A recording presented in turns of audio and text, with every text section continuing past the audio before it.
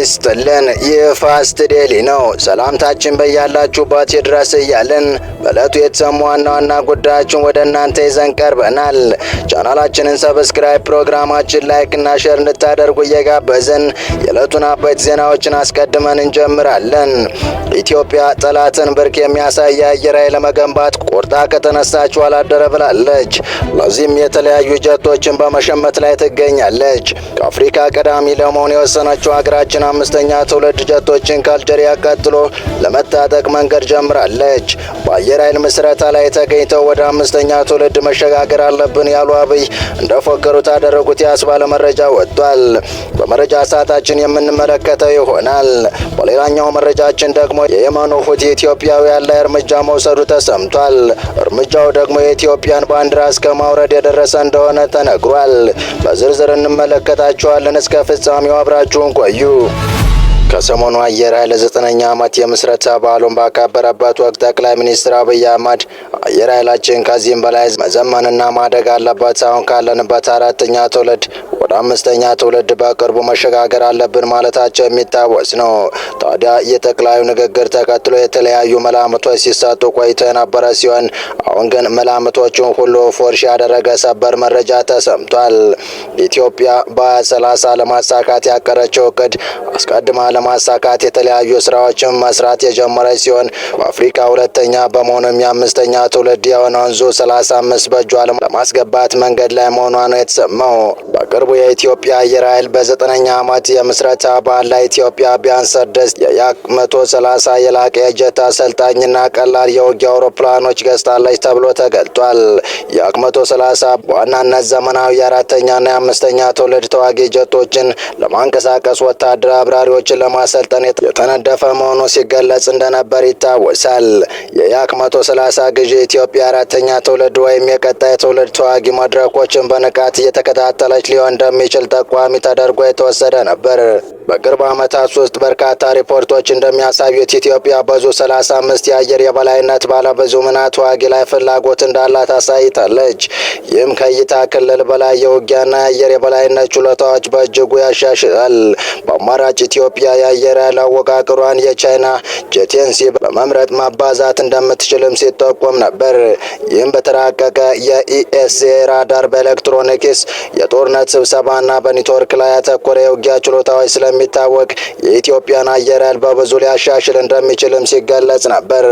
ጠቅላይ ሚኒስትር አብይ አህመድ በ9ኛ ዓመት የአየር የምስረታ በዓል ስነ ስርዓት ላይ የአየር ኃይሉ ወደ 5ኛ ትውልድ አቅም ለማሸጋገር እንዳሰበ ከተናገሩ በኋላ ኢትዮጵያ አንድ ወይም ሁለተኛ የ5ኛ ትውልድ ተዋጊዎችን ለመግዛት ትፈልግ ይሆናል የሚል ግምት እየጨመረ መጥቶ ነበር። ለዚህም ሊሆን የሚችለው እጩዎች የሩሲያው ሱ-57 ወይም የቻይና ጄ-35 ሊሆኑ ይችላሉ። ሁለቱም ለኢቲኤፍ ስውርነት፣ የዳሳሽ ውህደትና የመትረፍ አቅም ከፍተኛ እድገት እያሳዩ ናቸው። በቅርቡ ጊዜ የወጡ ሪፖርቶች እንደሚያሳዩት አልጄሪያ በአሁኑ ጊዜ የ5ኛ ትውልድ የዙ-57 ተዋጊዎችን የምታስተናግድ ብቸኛው አፍሪካ ሀገር ነች። ኢትዮጵያ ተመሳሳይ አቅጣጫ ለመከተል እንቅስቃሴ መጀመሯ የተገለጸ ሲሆን የትኞቹን 5ኛ ትውልድ ጀቶች ቅድሚያ በእጇ እንደምታስገባ ግን እስካሁን በግልጽ አልታወቀም። ነገር ግን የያክ-130 ግዥ በከፍተኛ ደረጃ ማድረጓ የ5ኛ ትውልድ የአየር ውጊያ ችሎታዎች ላይ ያተኮረ ልምምድና የረጅም ጊዜ ዘመናዊ የአየር ብቃት ለመገንባት ማቀዱ አመላካች ሆኗል። ኢትዮጵያ በተለያዩ መንገዶች የሚሊታሪ አቅሟን በከፍተኛ ደረጃ እያሳደገች ሲሆን ከአየር ኃይል በተጨማሪ በመከላከያው ረገድ የተለያዩ ስራዎችን እየሰራች መሆኑ ይገለጻል።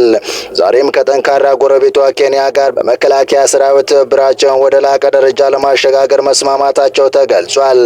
የኢትዮጵያና የኬንያ መከላከያ የጋራ ኮሚቴ የመጀመሪያ መደበኛ ስብሰባውን በስኬት ያጠናቀቀ ሲሆን ሁለቱ ሀገራት የቀጠናውን ሰላምና ደህንነት በጋራ ለመጠበቅ እንዲሁም ወታደራዊ ትብብሮችን ወደ ላቀ ደረጃ ለማሸጋገር የሚያስችሉ ውሳኔዎችን አሳልፈዋል።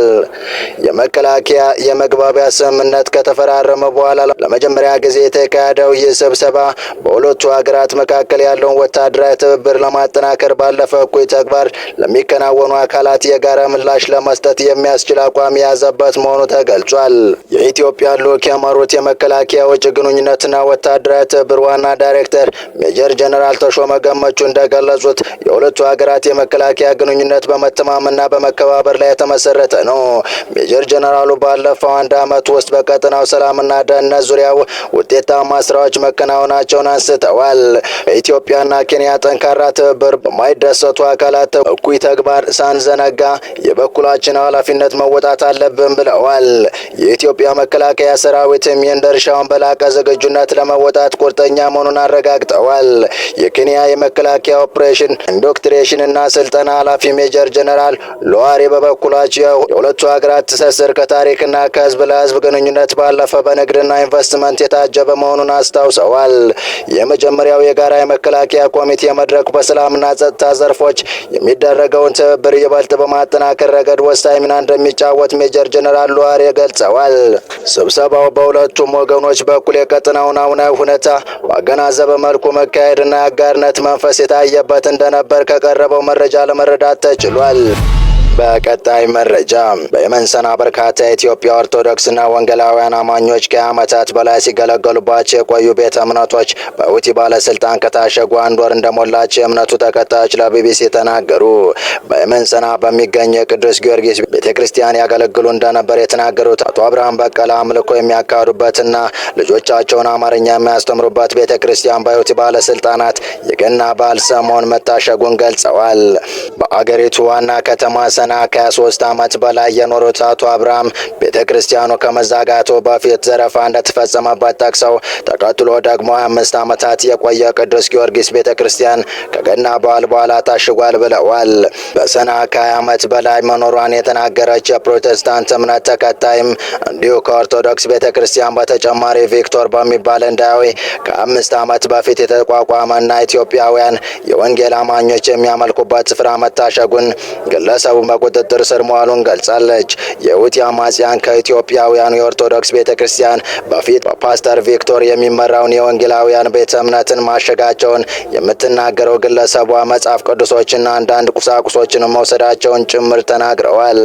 የኦርቶዶክስ እምነት ተከታይ የሆኑት አቶ አብርሃም በቀለ በበኩላቸው ከ3 ሳምንት በፊት የሁቲ ባለስልጣን ወደ ቤተክርስቲያኑ በመምጣት ገንዘብና ንብረት ላይ ዘረፋ ፈጽመው እንደነበር አስረድተዋል። በኢትዮጵያ ኦርቶዶክስ ቤተክርስቲያን ስር የሚተዳደረውን የሰና ቅዱስ ጊዮርጊስ ቤተክርስቲያንን ከ5 ዓመታት በፊት የቀድሞ የኢትዮጵያ ባህር ኃይል አባላት እንደመሰረቱት አቶ አብርሃም ይናገራሉ። ቤተክርስቲያኑ መጀመሪያ በወታደራዊ ካምፕ ውስጥ እንደነበረ እንደሚናገሩ የገለጹት አቶ አብርሃም በኋላ በሰና ለሚገኙ ኢትዮጵያውያን አገልግሎት መስጠት ጀምሯል። በሰና ሀዳ አካባቢ የሚገኘው የቅዱስ ጊዮርጊስ ቤተክርስቲያን ለእምነቱ ተከታዮች የተለያዩ አገልግሎቶችን ይሰጥ የነበረ ሲሆን በቤተክርስቲያኑ የሙስሊም ኢትዮጵያውያን ልጆች ጭምር እየመጡ አማርኛ ይማሩ ነበር ብለዋል። ቤተክርስቲያኑ የሚገኝበት ግቢ በወር $2000 የሚከፈልበት እንደነበር የተናገሩት አቶ አብርሃም የኢትዮጵያ ሰንደቅ ዓላማ ተሰቅሎ ይውለበለብ እንደነበር ተናግረዋል። ከዚህ ቀደም ከኢትዮጵያ ወደ የመን ሰና ተልከው የሚያገለግሉ የኢትዮጵያ ኦርቶዶክስ ቤተክርስቲያን አገልጋዮች የነበሩ መሆኑን የተናገሩት አቶ አብርሃም አሁን ግን በተለያዩ በዓላት ወቅት ከአዲስ አበባ ሃይማኖት አባቶች በመደወል በስልክ ቡራኬ በመስጠት እንደሚያገለግሏቸው ተናግረዋል። ቤተ እምነቶቹ ከዚህ ቀደም በየመን መንግስት እውቅና መመስረታቸውን የሚናገሩት ኢትዮጵያውያኑ በተለይ ቅዱስ ጊዮርጊስ ቤተክርስቲያን እስከ ገና በዓል ድረስ የኢትዮጵያን ሰንደቅ ዓላማ ያውለበለበ አገልግሎት ይሰጥ ነበር ብለዋል። አሁን ሰንደቅ ዓላማ ወርዶ የግቢው በር መታሸጉን የሚገልጽ ወረቀት መለጠፉን ጨምሮ ለቢቢሲ ተናግረዋል።